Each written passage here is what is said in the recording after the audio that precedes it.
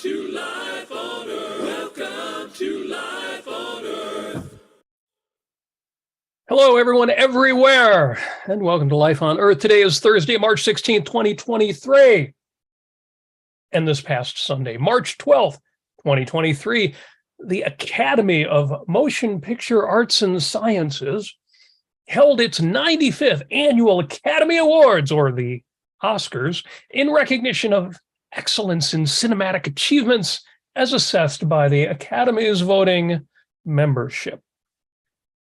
Now, the star of the show, as most of you will know by now, the film which took all the marbles, or at least the vast majority of them, was the absurdist comedy drama written and directed by Daniel Kwan and Daniel Scheinert, Everything, Everywhere, All at Once. Everything, Everywhere, All at Once is a strange film to lead the ceremony with 11 nominations and 7 wins, including Best Picture. A movie, quote, with elements of surreal comedy, science fiction, fantasy, martial arts films, and animation. Now, personally, I found that the film required both the suspension of disbelief and the suspension of dislike. So I'm thinking, why am I watching these terrible and oblivious and boring people doing these terrible things? And why am I watching these absurd, metaphysically impossible, and sometimes downright revolting things happening? But, well, is it all that strange? For example, I enjoyed, just as one example, I enjoy Harry Potter films.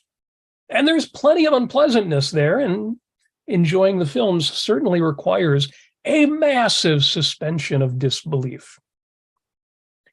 Suspension of disbelief. This is a quality of fiction in general, and especially of certain plot elements or tropes.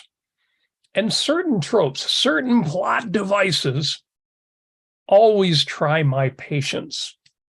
See if you have any of the same feeling here. Magic. Oh, suspension of disbelief times 10. Time travel. And multiverses. Because, like God or socialism, these tropes aren't just absurd, they're impossible.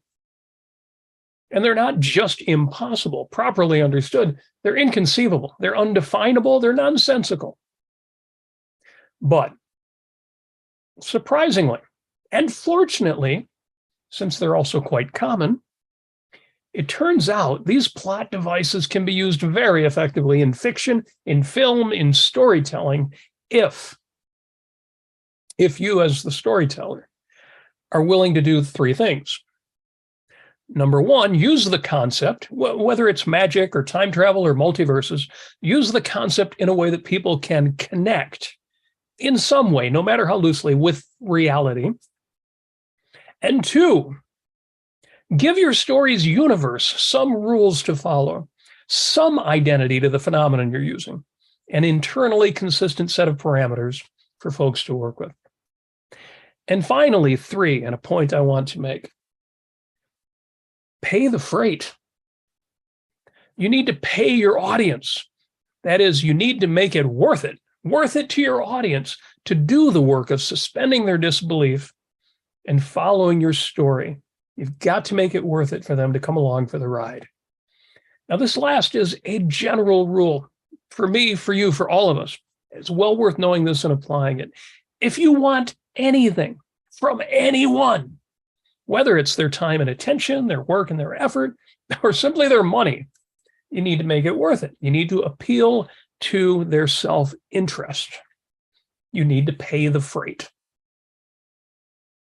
Now, in regard to self-interest, in an episode this past Tuesday by Nikos Sotirakopoulos, entitled "The Worst Communication Advice I Ever Got," this was TDO number 710. Nikos shared some presentation advice he received early in his academic career.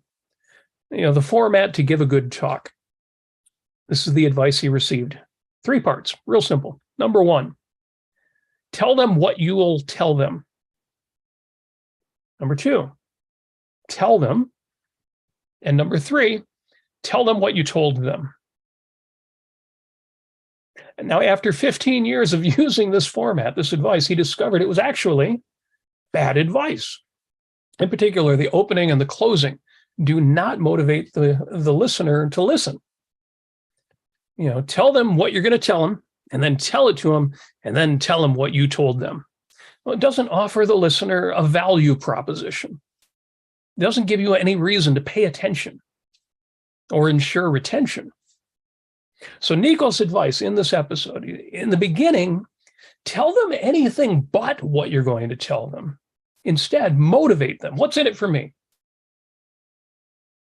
And then end with something different than the content portion, something climactic, memorable, inspiring, something of value to the listener. So Nico's alternative structure, 4 parts. 1, motivate. 2, inform, transfer the knowledge. 3, persuade. And 4, inspire. So if you haven't already, give that episode a watch and give it a like. In fact, speaking of likes, if you haven't liked this episode already, please click like. If you haven't put in a super chat, consider hitting the $ sign at the bottom. If you're not already a member of the Ayn Rand Center UK, become a member. The reason this show is happening is because the Ayn Rand Center makes it possible. Gives me a channel, a format, a place, a structure. They're the best. If you're not already a member, you do that. But yes, would love to see some super chat from the live listeners. Any monies that you put in, they don't go to me. I'm already an objectivist, so I'm rich, I'm wealthy, I'm independent. But they do go to support the Ayn Rand Center UK, and I would love to see that. Whoops, bit of echo there, sorry. So yes, give Nico's episode a talk. The common denominator between Nico's excellent advice on public speaking and using magic and multiverses in fiction, in film, the common denominator is pay the freight. Make it worth it. Give the listener or the viewer a good, selfish reason to listen. So let me tell you, when Ke Huy Quan won the Oscar for Best Supporting Actor in Everything, Everywhere, All at Once, I was a bit surprised. Remember, I had a mixed reaction the first time I saw the film. So I was a bit surprised, but I was also pleased. Now, look at my show links, facebook.com/Robert Nasir. It's a link on Twitter, too. Look at my show links for some fun and even inspiring clips and interviews with the actor. Ke Huy Quan came from Vietnam as a kid, came to the States, found himself by a bit of luck at age 12, starring as Harrison Ford's sidekick, Short Round, in the Indiana Jones and Temple of Doom film. And he even had, the same actor, he had a small part in the classic teen film Encino Man. More about that in a moment. Now, when Jamie Lee Curtis then won Best Supporting Actress, well, I was surprised again, but then she's always been great. See True Lies with Arnold Schwarzenegger. Or A Fish Called Wanda with Kevin Kline and John Cleese for a bit of fun. She is, after all, the daughter of Janet Leigh and Tony Curtis. And on top of that, Jamie Lee Curtis is the Baroness Hayden Guest, wife of Baron Christopher Guest of This Is Spinal Tap and The Princess Bride fame. So, okay, not as much of a surprise that she nabbed Best Supporting Actress. And the undeniably great Michelle Yeoh, of course, she won Best Actress. If you don't know Michelle Yeoh's work as an actress, an athlete, a martial artist, she is in all ways inspiring and amazing. Look at those links that I posted, but those can't do her justice. Look at her career. And then the winner of the Academy Award for Best Picture, was, of course, Everything, Everywhere, All at Once. Daniel Kwan, Daniel Scheinert, and Jonathan Wang producers. It was almost anticlimactic when Daniel Kwan and Daniel Scheinert then also won Best Original Screenplay. In fact, Well, my only disappointment was that Puss in Boots: The Last Wish lost out to Guillermo del Toro's Pinocchio, a rather dark take on an arguably already dark story. Oh, and I was told by Amy Nasir that I had to include the best story from the Oscars, Bill Nighy carrying around a small toy rabbit. According to metro.co.uk, the movie star 73 attended the annual Starry Bash after being nominated for the first time in his role in the film Living. Alas, he didn't win, as the gong went to Brendan Fraser for The Whale. More about that in a moment. But something tells us Bill wasn't distraught, given that he had his bunny to keep him company. In a statement to metro.co.uk, Nighy explained, quote, "My granddaughter's schedule intensified, and I was charged with rabbit sitting responsibilities. I wasn't prepared to leave her unattended in a hotel room. The stakes are too high. Where I go, she goes," unquote. I love that. I love that in the way that I love when anybody successful does cute and quirky things. Too charming. So speaking of quirky stories from the Oscars, the one major award that Everything Everywhere All at Once didn't win was Best Actor, since it didn't have a nominee. That award went to Brendan Fraser for his role in The Whale. A great actor. Downer film, which I haven't seen. I have to acknowledge that. In fact, I haven't seen anything by the filmmaker Darren Aronofsky, who, by all accounts, is brilliant, but relentlessly depressing. But what isn't depressing is that Brendan Fraser can make any role likable. And he definitely should have won the Academy Award for his first role as Link in that classic teen comedy 1992's Encino Man. So says I.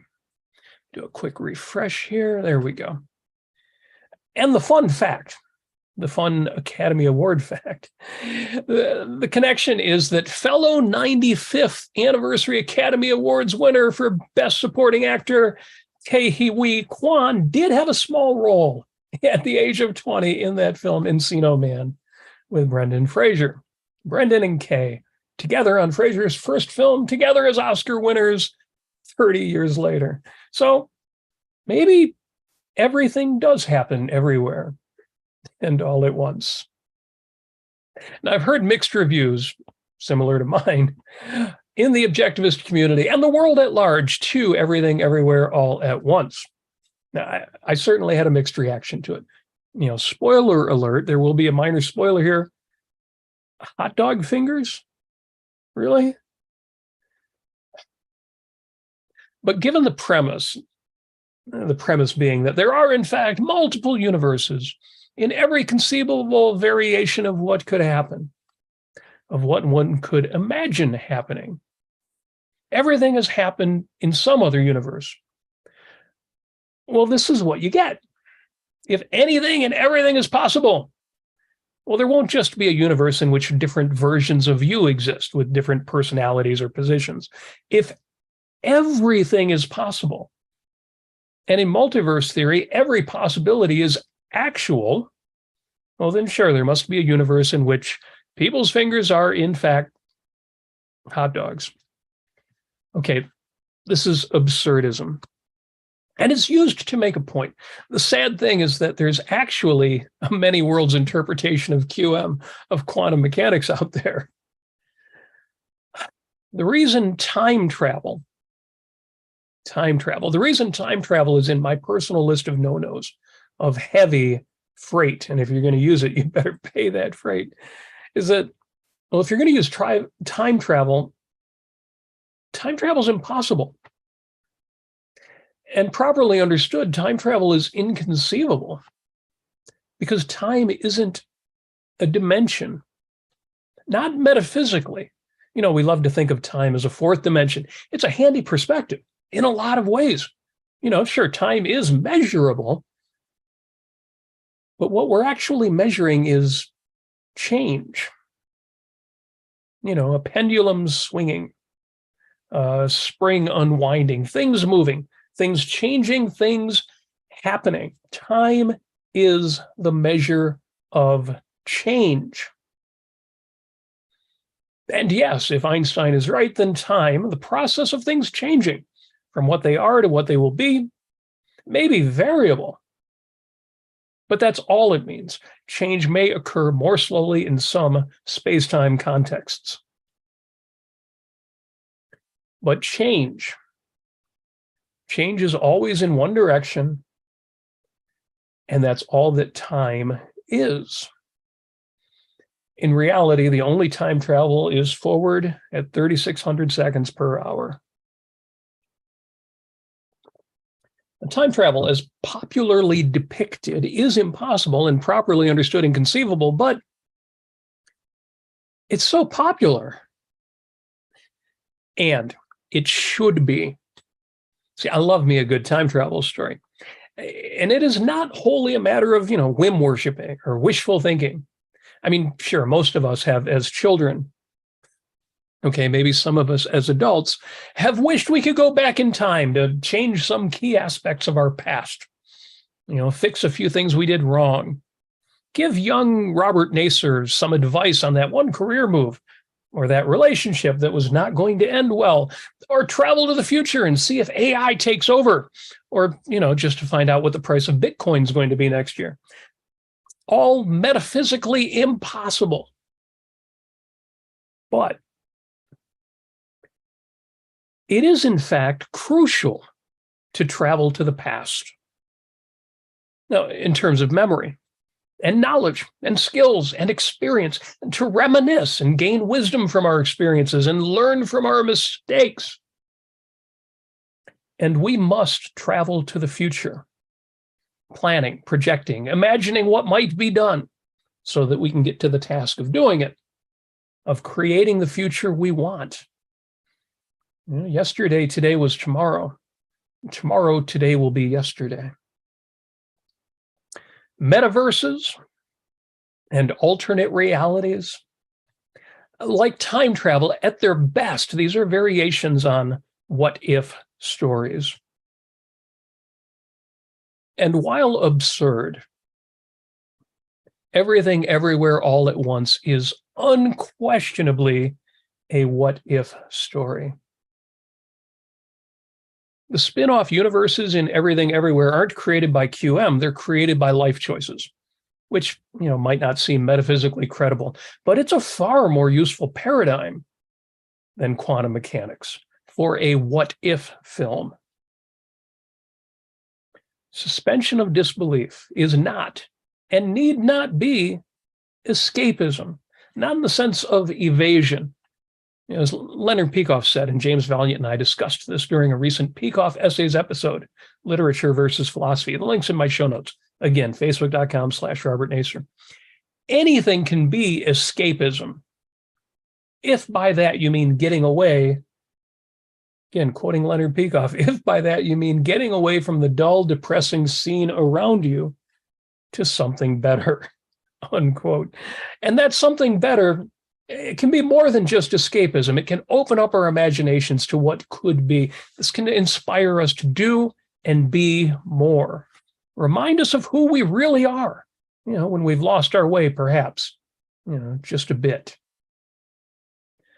Now, addressing the question of what the Oscars mean for where we're at. I've got to say, one of the reasons I wanted to talk to you right now, today, about the awards was that my initial reaction to the list of nominees was, oh no, where are the truly great films? And why have I only seen a couple of the nominees? And why didn't Puss in Boots: The Last Wish beat Guillermo del Toro's Pinocchio? Puss in Boots was so damn cute. The film which perhaps should have been my obvious pick, straightforward, fun, exciting, adventurous, heroic story, Top Gun: Maverick. Well, I didn't even see it because I just haven't gotten over its star advancing the nightmare that is Scientology. I've been told I should see it anyway. That may happen. And the big winner of the night, Everything Everywhere All at Once, is an absurdist comedy drama film. What does that say? about where we are. But the more I think about it, the more I appreciate it. As a man of reason, the absurdity was hard to take. But on its own merits, the film was brilliantly acted. The wins by Michelle Yeoh and Ke Huy Quan and Jamie Lee Curtis were all well earned. It was expertly produced and directed. It was cleverly scripted. It was masterfully edited, the 7th award that it won. In each of the 7 categories in which it won, it quite justly won on the merits. Today's culture is a mix of good and bad, progress and regression, reason and unreason. Just as Everything Everywhere was a mix of absurdity and insights, action and drama, comedy and adventure, so too the positive response to the film, its box office success, its Academy Awards sweep, was for me a little ominous in its metaphysics, but a lot of hopeful in its application, production, competence, creativity, drama, craft. And there is plenty of straightforward, direct, heroic, inspiring, motivational film out there. Just as there is now, thanks to Ayn Rand, a straightforward, direct, heroic, inspiring, motivational philosophy out there. Objectivism is the single greatest system for understanding everything, everywhere. And yes, all at once, the past, the present, the future. A framework for understanding everything, everywhere, all at once, and then applying your understanding right here, right now. But for folks who found life especially challenging, or who are looking for creative ideas that are especially interesting, or who simply find it compelling to test the limits of their own suspension of disbelief, a big dollop of creative, intentional, purposeful outrageousness in art can be powerful stuff. My recommendation, here's your takeaway. Take in more. Take in more art. Take in more literature. Take in more film. And do so purposefully, mindfully, full focus. Do not repress and do not stop. Reason versus emotion is a false dichotomy. If anyone should live with joy, with passion, with joie de vivre, a real lust for life, it's those in the objectivist community, those who embrace and achieve values. It's me and you. Happily, for you who choose to venture into these worlds of magic and time travel and multiverses, reality is always right here, right now, waiting for you to return. Always. And with reason and a rational philosophy as your stable, reliable bedrock, you are well positioned to take any insights and inspiration, motivation and desire, ideas, revelations you've picked up on the way, and apply them right here, right now, to life on Earth.